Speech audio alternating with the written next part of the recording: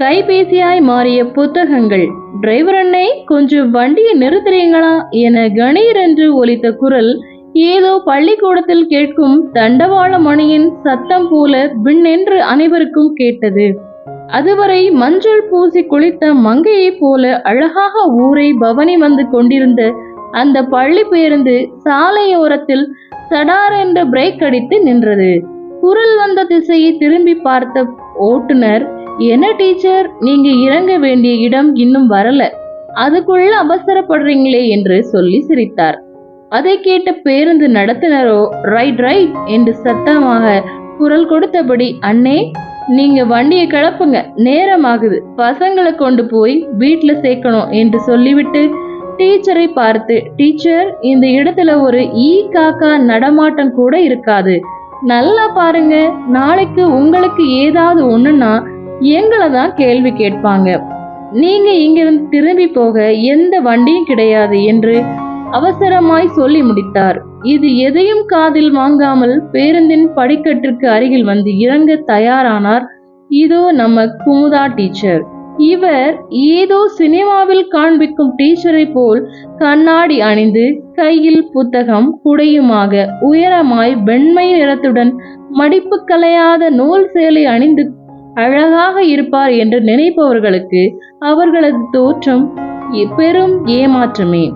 குள்ளமாய் கருப்பாய் சற்றே தடித்த உருவத்துடன் பூ போட்ட சில்க் சேலை அணிந்து சற்றே தூக்கலான பற்களுடன் வித்தியாசமான தோற்றத்தில் காணப்பட்டார் அந்த டீச்சர். அதுவே அங்கு நிதர்சனமான உண்மை. டீச்சர், உங்களுக்கு இங்க என்ன வேலை என்றார் ஓட்டுநர். குமுதா டீச்சரோ அவசரமாய் தூரத்தில் தெரிந்த ஒரு பழைய கட்டிடத்தை காண்பித்து அங்கு செல்ல போவதாக கூறினார். டீச்சர், நீங்க நினைக்கிற மாதிரி அங்கே ஒண்ணுமே இல்ல, ரொம்ப நாளா பூட்டி கிடக்கிற பாலடைந்த லைப்ரரி நூலகம் அது. அங்க போனீங்கன்னா நீங்க புத்தகத்தை பார்க்க முடியாது, வவ்வால்களையும் பாம்புகளையும் வேணும்னா நிறைய பார்க்கலாம் என்று சொல்லியே ஏதோ ஜோக் அடித்தது போல் சிரித்தார் நடத்துனர். ஆனால் டீச்சரின் பிடிவாதம் ஜெயிக்க பேருந்தை விட்டு இறங்கினார் குமுதா டீச்சர். ஆனால் அவர் பேருந்தில் இருந்து பார்த்த கட்டிடமோ கண்ணுக்கு புலப்படாமல் கருவேல காட்டுக்குள் ஒளிந்து கொண்டது போல் தன்னையே மறைத்து வைத்திருந்தது. அது அவரிடம் கண்ணாமூச்சி ஆட்டமாடியதோ திசை தெரியாது தவித்து நின்றார் குமுதா டீச்சர்.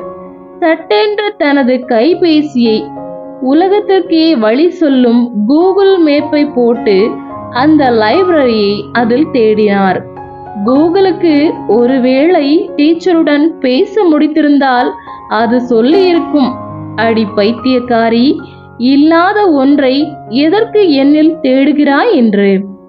தேடலில் தோல்வியை கண்ட அந்த ஆசிரியர் திக்கு தெரியாத காட்டில் தனித்து விடப்பட்டது போல தவித்தார்.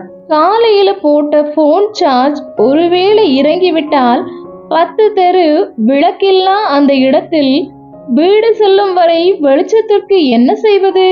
அதை நினைக்கும் போதே அவருக்குள் ஒரு இனம் புரியா பயம் ஏற்பட்டது. சட்டென்ற போனை கட் செய்தார். அவரது கால்கள் வலித்தன. பயத்தில் கண்கள் சுருகியது. சூரிய ஒளியும் மெல்ல மெல்ல மறைய ஆரம்பித்தது. கண்ணு கெட்டிய தூரம் வரை ஆள் நடமாட்டம் தென்படவில்லை. மிகவும் அசந்து போனவராய் அருகில் இருந்த குட்டி சுவரில் போய் உட்கார்ந்து கையில் வைத்திருந்த தண்ணீர் பாட்டிலை திறந்து மடமடவென குடிக்க ஆரம்பித்தார். அப்போது ஏதோ ஒன்று கால்களின் மேல் ஊற காலை உதறினார் குமுதா டீச்சர்.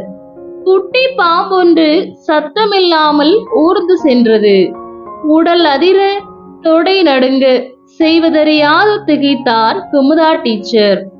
திடீரென அங்கே அவர் கண்ணில் பட்டது பாம்பு மட்டுமல்ல, அந்த குட்டி சுவரில் இருந்த வாசகமும் தான். மங்கலாக தெரிந்த எழுத்துக்கள் இது பாரதி நூலகம் செல்லும் வழி என்பதை அம்புகுறியிட்டு போட்டு அவளுக்கு காண்பித்தது. துணிந்தவளுக்கு பயமில்லை என்பது போல ஏறு நடை போட்டு சட்டென்று ஒற்றையடி பாதையில் நடக்கலானார் குமுதா டீச்சர்.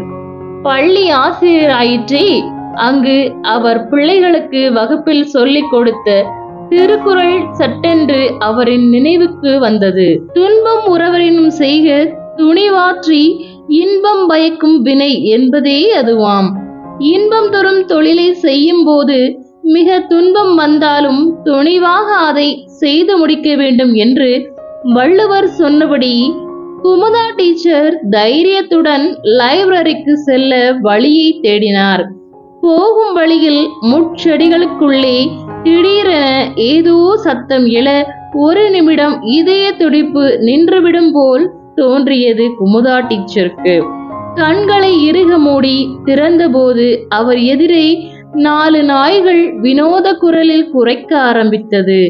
நாய்கள் அவரை மிரட்ட, டீச்சரோ அவற்றை விரட்ட தன் சமயோஜித புத்தியை கையாண்டார் டீச்சர். அவரது கைப்பையில் இருந்த பிஸ்கட்டுகள் ஒவ்வொன்றாக நாய்களுக்கு இரையாகின.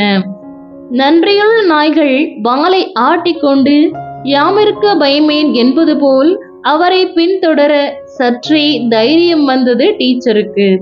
கொஞ்ச தூரம் நடந்த பிறகு அந்த புதருக்குள்ளே மீண்டும் சலசலப்பு. டீச்சர் தனது பயத்தை மறைத்து யாரங்கே என குரல் கொடுத்தார். இந்த சமயம் அவர் முன்னே வந்து நின்றதோ சில குடிமகன்கள். அவர்களது அழுக்கடைந்த கைகளிகள் எங்கே அவிழ்ந்து விடுமோ என்பது போல நிலை குலைந்து உடம்பில் சுற்றி கொண்டிருந்தது. அவர்களிடமிருந்து வீசிய மது வாடையை தாங்க முடியாத குமுதா டீச்சர் சட்டென மூக்கை பொத்திக் கொண்டார். அதில் ஒருவன் கோபமாக, ஏய் யாரடி நீ, எங்க ஏரியாவுக்கு வந்திருக்க, ஓடி போயிடு என்று வாய்க்குளற வேகமாக கத்தினான்.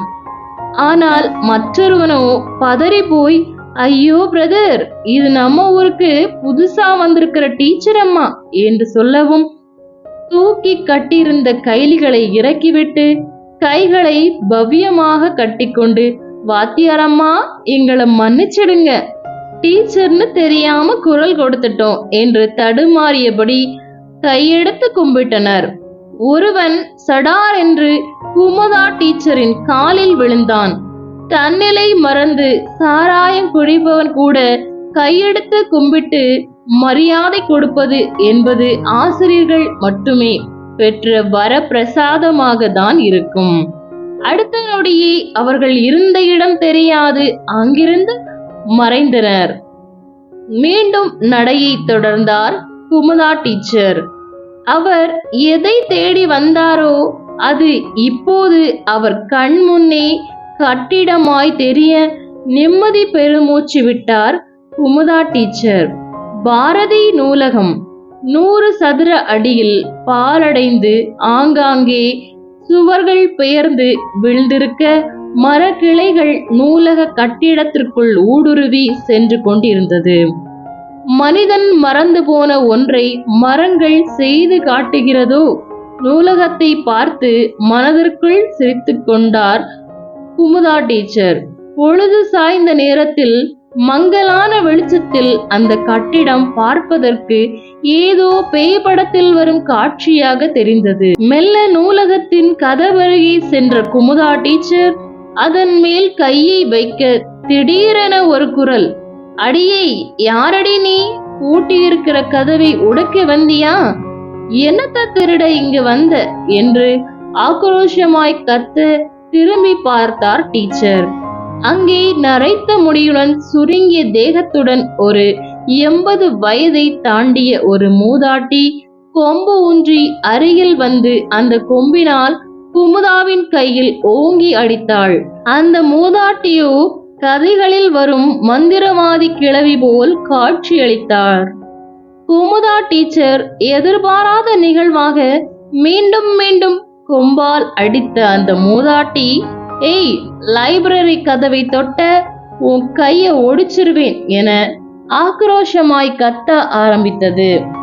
வலியை தாங்க முடியாத குமுதா டீச்சர் சட்டென அந்த மூதாட்டியின் காலை தொட்டு வணங்கி, வணக்கம் அம்மா, நான் இந்த ஊருக்கு வந்திருக்கிற புது ஆசிரியர், என் பேரு குமுதா, பல வருஷமா மூடி கிடக்கிற இந்த லைப்ரரிய திரும்பவும் திறக்கலாம் என்ற ஆர்வத்துல தேடி வந்தேன். இந்த கால பிள்ளைங்களுக்கு புத்தகமா மாறிடுச்சு செல்போன். புத்தக வாசிப்ப மறந்துட்டாங்க. என்னால இந்த நாட்டை திருத்த முடியாது, ஆனா என்கிட்ட படிக்கிற பசங்களை திருத்தலாம். அமெரிக்கா போன்ற வெளிநாட்டுல கூட பசங்க செல்போனை உபயோகப்படுத்தினாலும் புத்தக வாசிப்ப மறக்கலையே.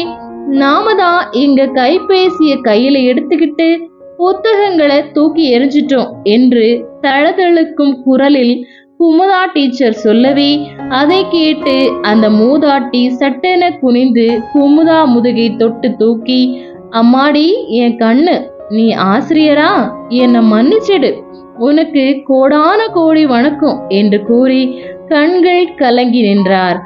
பின்னர், அம்மாடி குமுதா, இந்த லைப்ரரி கேட்பாரற்று சமூக விரோதிகளின் கூடாரமாகி விட்டது. இங்கே மது மாது என எல்லா தப்பான விஷயங்களும் நடந்து கொண்டிருந்தது.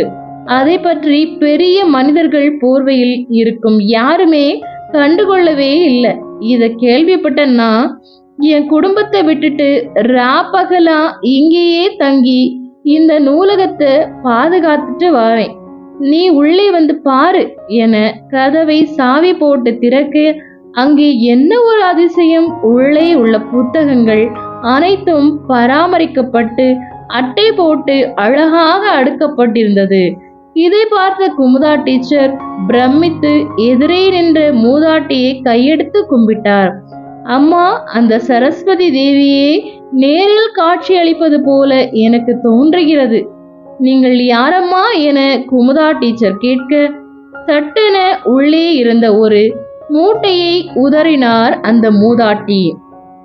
அதிலிருந்து விழுந்த புத்தகங்கள் அனைத்திலும் எழுத்தாளர் சிவகாம சுந்தரி என்று அச்சிடப்பட்டிருந்தது. இவை அனைத்துமே நான் எழுதியதுதான். இன்னைக்கு புத்தகங்களுக்கு மதிப்பு என்னவென்று உனக்கே தெரியும். இந்த காலத்து பிள்ளைங்க இதை எடைக்கு போட்டா எவ்வளவு காசு கிடைக்கும்னு வேணா யோசிப்பாங்க. ஓசியில கொடுத்தாலும் படிக்க மாட்டாங்க. அம்மாடி, இந்த ஊர்ல நீ வேலை செய்யும் அதே ஸ்கூல்ல தான் நானும் டீச்சரா வேலை செஞ்சேன். செல்போன் வராத அந்த காலத்துல இந்த லைப்ரரி பசங்களுக்கு நல்ல பொழுதுபோக்கா இருந்தது. ஊர் தள்ளி இருந்தாலும் எங்க பள்ளிக்கூட பசங்களை வாரம் ஒரு முறை இங்கே அழைச்சிட்டு வந்து நாங்களே உணவளித்து புத்தகங்களையும் படிக்க வச்சோம் என்று சொல்லியபடி பழைய நினைவுகள் வர தாரை தாரையாய் கண்ணீர் வடித்தார் எழுத்தாளர் சிவகாம சுந்தரி. அம்மாடி குமுதா, என் கடமை முடிஞ்சிருச்சு, இனிமேல உன் கடமையை செய் என்று சொல்லிய ஆசிரியர் சிவகாம சுந்தரி, இதோ இந்த நூலகத்தோட சாவிய பிடி, இதுக்காக தான் இவ்வளவு நாள் இந்த உடம்புல இந்த உசுறு ஒட்டிக்கிட்டு இருந்துச்சு என்று சொல்லிக்கொண்டே சரிந்து விழுந்தார். காத்திருந்து கடமையை முடித்தது போல் எழுத்தாளர் சிவகாம சுந்தரியின் மூச்சுக்காற்று நிம்மதியாய் முடிவடைந்தது. காணாமல் போன குமுதா டீச்சரை கண்டுபிடிக்க எமர்ஜென்சி விளக்கை கையில் ஏந்தியபடி தேடி வந்து கொண்டிருந்தனர் பள்ளியின் பேருந்து ஓட்டுநரும் நடத்துனரும். இந்த கதை உங்களுக்கு பிடிச்சிருந்துச்சுன்னா லைக் பண்ணுங்க. மேலும் இது போன்ற கதைகளை கேட்டு தெரிந்து கொள்ள மறக்காம நம்மளோட சேனலை சப்ஸ்கிரைப் பண்ணிக்கோங்க. நன்றி, வணக்கம்.